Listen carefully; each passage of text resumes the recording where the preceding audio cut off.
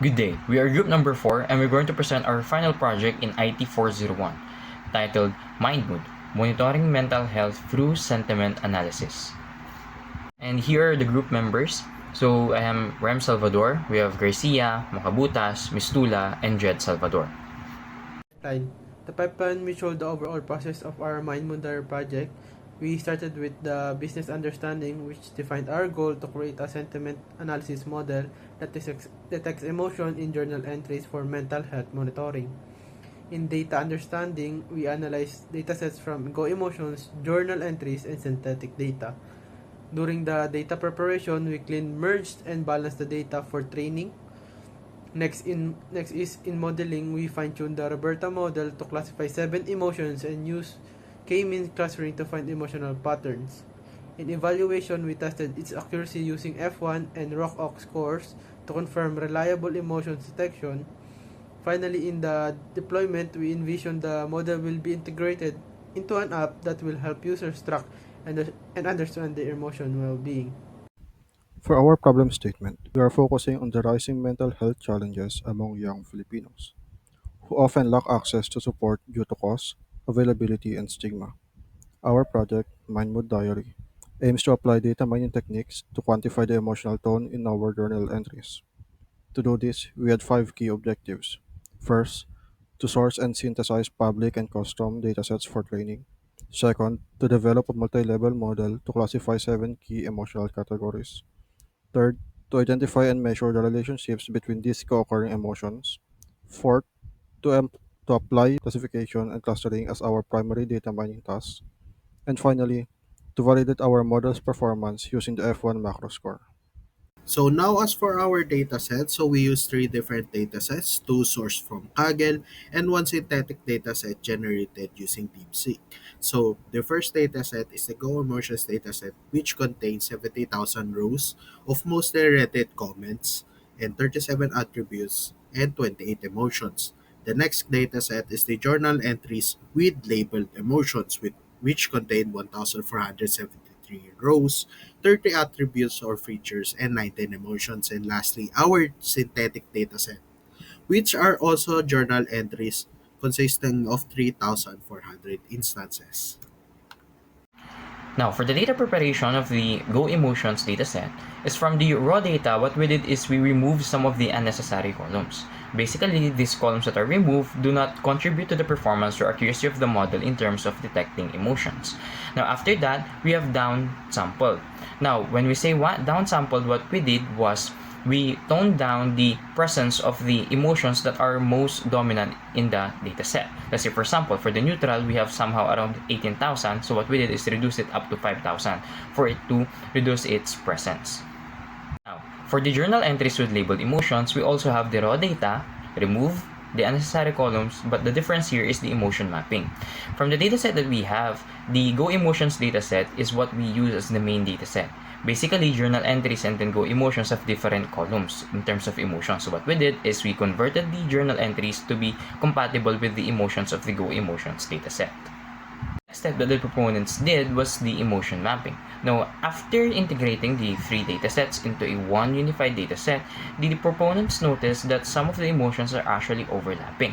So what we did here is convert them into a more generalized one.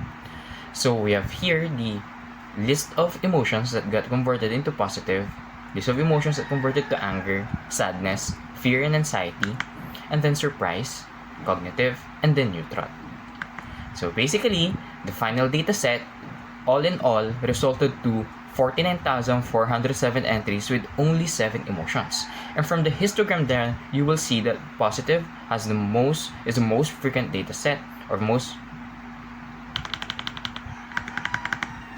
So at the end, the final dataset that we're going to use in training the model resulted to 49,407 entries and then 7 emotions. And then from the histogram, we see that the positive is the most frequent emotions from the dataset, followed by anger, followed by cognitive, followed by sadness, followed by neutral, surprise, and then fear and anxiety.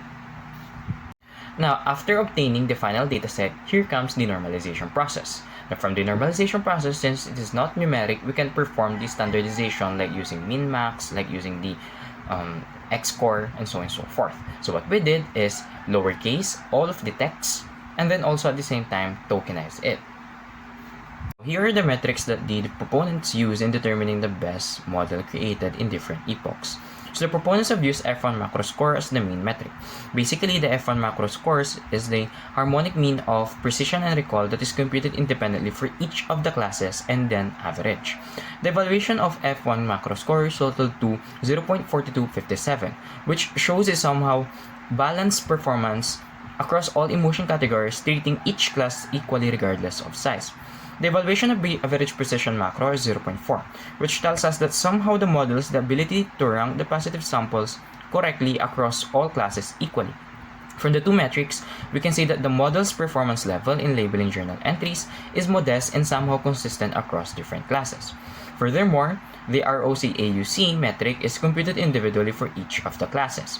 Then the values are averaged equally across all of the available classes. This metric mainly focuses on the quality of the model in terms of confidently separating the model classes. The ROC macro for this metric is 0.7697, which shows a fair performance for the model in distinguishing classes.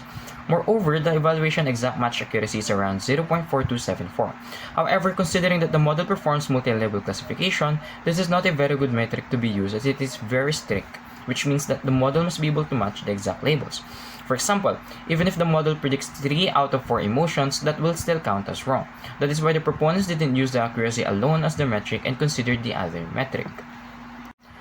Now, here are the sample predictions that are made by the fine-tuned model.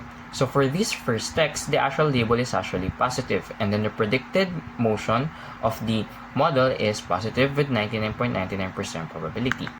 Now the next text has an actual emotion of anger, and the model predicted anger emotion as well, with 99.99% probability. The next model is the clustering model. It is done using the simple k-means algorithm in Weka.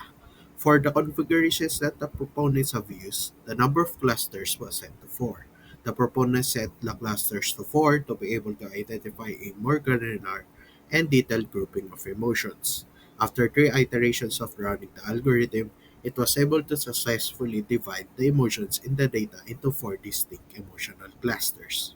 As we can see in the output of our clustering model, the positive emotion cluster is the largest group. This means that the most of the data contains journal entries that are mostly characterized as being positive. Moreover, a more distinguished emotion cluster such as anger was able to be determined, which was based on the percentage we can be considered as a medium-sized group, followed by neutral and sadness being considered a small-sized cluster. As we can observe, other emotions such as cognitive for anxiety and surprise were not strong enough to form their own dedicated cluster, which suggests that their occurrences are very rare in our data.